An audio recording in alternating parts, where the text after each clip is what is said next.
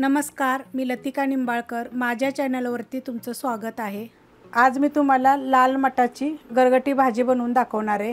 तर ही एक पेंडी घेतलेली आहे, निवडून स्वच्छ बघा धुवून कापून घेतलेली आहे. तर ही एक पेंडी आहे, त्याच्यामध्ये आपण शिजवून घ्यायचे. तुम्ही कुकरमध्ये शिजवली तरी चालेल, टोपात शिजवली तर चालेल. तर मी हा असा टोप कुकरमध्ये ठेवणार आहे, कारण ही भाजी एकदम थोडी आहे बघा, खाली जाईल एकदम. तरी एक मुठभर शेंगदाणे कच्चे आहेत, आबडधोबड कुटले तरी चालू शकतात, पण मी अख्खे टाकणार आहेत, खायला जरा चांगले लागतात. आणि चवीपुरतं मीठ. तर ही मी मोठ्या मिठाचा वापर केलेला आहे. आणि ह्याच्यामध्ये थोडंसं आपण पाणी टाकणार आहे. आणि ह्याच्यानं कुकरमध्ये 3 शिट्ट्या करून घेणार आहे मी. 3 शिट्ट्या बघा करून शिजवून घेतलेल्या, तर अशी शिजते भाजी. तर त्यामध्ये ना थोडंसंच पाणी टाकलं होतं आणि शिजवून घेतली. तर आता ह्याला ना फिरक्यांना पण ना घुटून घ्यायचे, अशी गरगटून घ्यायची बघा. आता तुम्हाला ह्याच्यामध्ये किती पाणी पाहिजे त्याच्याप्रमाणे घ्यायचं.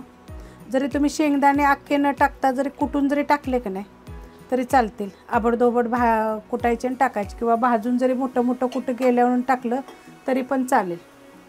कढई गरम करत ठेवले, त्याच्यामध्ये आपण 1 चमचा तेल टाकून घेऊया. आणि तेल चांगलं गरम होऊन द्यायचं.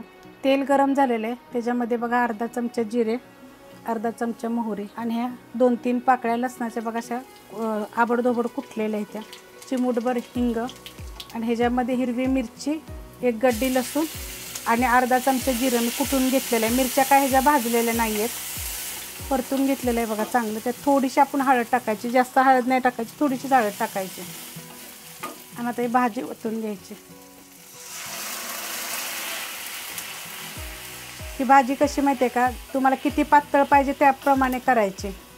आता हिला चांगले आपण शिजवून घेऊया बघा. मी एवढीच पातळ करणार, तुम्हाला ह्याच्यापेक्षा पातळ पाहिजे असली तर करायची. उकळलेली आहे बघा भाजी. तर ह्याच्यामध्ये आपण शिजवताना थोडंसं मीठ टाकलं होतं, तर आता थोडंसं टाकू, एक चवीप्रमाणे मीठ टाकायचं. आणि आता हिला आपण चांगली जरा थोडीशी शिजवून देऊया. बघा ही भाजी झालेली आहे, अशी होती भाजी, एकदम छान अशी गरगटी भाजी. तर ह्याच्यामध्ये आपण शेंगदाणे अख्खे टाकले होते आणि कुकरमध्ये शिट्ट्या केल्या होत्या. तर ही बघा असे गरगटल्यानंतर असे तुकडे होतात. हे चवीला एक ते छान लागतात. जरी तुम्ही वरती असं फोडणी टाकल्यानंतर जरी टाकले तरी चालतात, नाही शिजवताना जरी भाजून आबडधोबड कुटून टाकले तरी चालते. तर ही लाल मटाची भाजी बघा मी गरगटी दाखवलेली आहे. आवडली तर एक लाईक करा, सबस्क्राईब करा, कमेंट करा आणि शेअर बी करा.